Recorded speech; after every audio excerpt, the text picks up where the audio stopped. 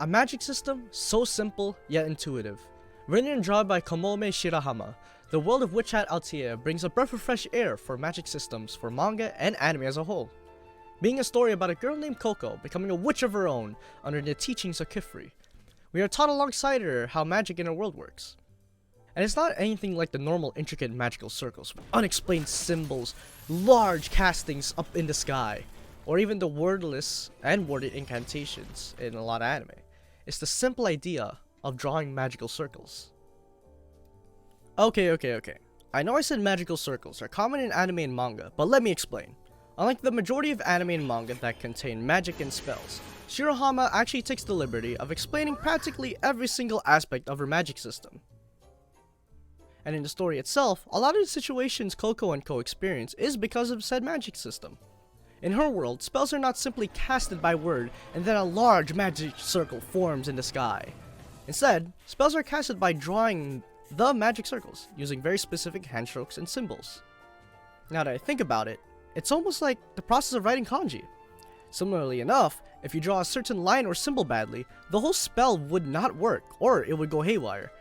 This makes the process of spell casting also a form of art and skill. Now let's say if I were a witch in Wa's world, yes that's what I'll be calling it, what would I need to learn in order to cast magic? Well, there are 4 essential magic runes that when drawn with other symbols will cast magic. These are simply the power rune. Power runes which make it possible to move and transform boulders to sand and back again, also known as earth runes, the water rune. They satiate all and control sources of life that flows through everything, the float rune. A rune that gave birth to progress and made it possible to travel to lands that your feet could not reach, also known as wind runes, the fire rune. These runes became the sword and shield of the people. This rune requires particular care and attention. In addition to those 4 other runes and sigils, there are 4 sigils that derive from them.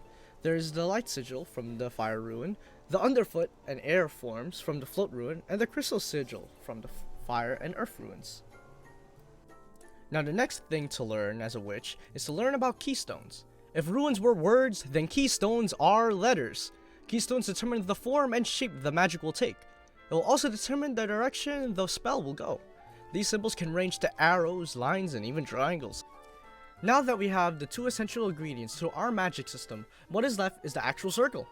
When drawing a spell in the world of Wa, your position of runes and keystones will determine the size, shape, and direction of your spell.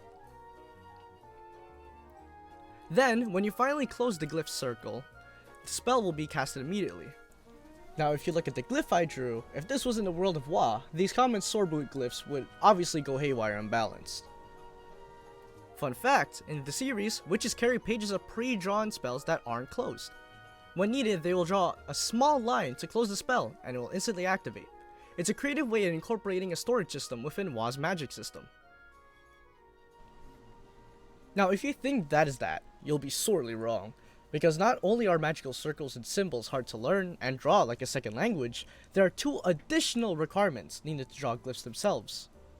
In order to make glyphs, you need an ink wand and special ink called conjuring ink. In the world of Wa, anyone can use magic with conjuring ink and an ink wand. However, it is closed up to the general populace, even though, back in ancient times, people used to use magic like how we use technology in our world.